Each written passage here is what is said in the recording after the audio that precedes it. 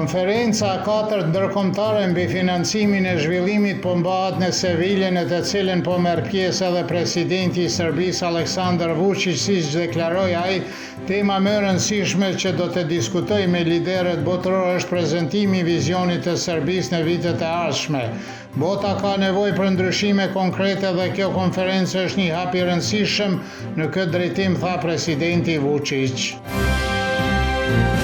Sot dhe nesër Shkupi do të pres një takim të liderëve të Bashkimit Evropian dhe Ballkanit Perëndimor kushtuar planit të rritjes, përveç komisioneres europiane për zgjerim Marta Kos. Në takim do të merr pjesë edhe kryeministri i Maqedonisë së Veriut Hristijan Mickoski dhe liderët nga Shqipëria, Bosnia Hercegovina, Kosova, Serbia dhe Malizi. Kos do të takohet sot me kryeministrin Hristijan Mickoski dhe më pas është planifikuar një takim dypashëm me delegacione. Antari i kryesisë së listës serbe Igor Simić vlerësoi se festimi i Vidovdanit të këtij viti ishte mënyra më e mirë për të parë se si duket jeta serbëve në Kosovë, duke deklaruar se ata mund të festojnë asnjë festë fetare kombëtare pa u ngacmuar nga policia e Kosovës dhe pa u ngacmuar të gjithë ata që donin të festonin Vidovdanin dhe vuajtjet e popullit serb. Kryeministri i Kosovës në mandatin teknik Albin Kurti tha se është i gatshëm për konsultime dhe kompromis për të konstituar kuvendin, por kritikoi opozitën për refuzimin e votimit të fshehtë si mjet për të zgjidhur ngërçin aktual.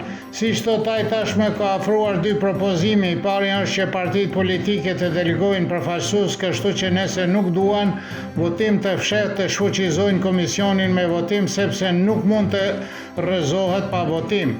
I dyti është të provohet një votim i fshehtë në rast se ose fiton Haxhiu ose japim një emër tjetër, tha Kurti. Ish kryetari i Odës Ekonomike të Kosovës Safet Gërgjaliu tha se është një turp i madh që përfaqësuesit e zgjedhur të popullit e quajnë Kosovën në gjendje të cilën është, duke vlerësuar se Kosova përveç 90 milion euro humbi qindra milion të tjera nga fondi i rritjes së Bashkisë Evropiane. Është e vërtetë që duhet të luftojmë për shtetin dhe qytetin, jo për qeverinë, dhe është e nevojshme të dërgojmë një mesazh qytetarëve të Kosovës që të jenë të kujdesshëm në zgjedhjet e ardhshme dhe të mos votojnë për një individ, por për programin dhe strategjinë e zhvillimit të vendit tonë, tha ai, siç raportojnë mediat e Prishtinës.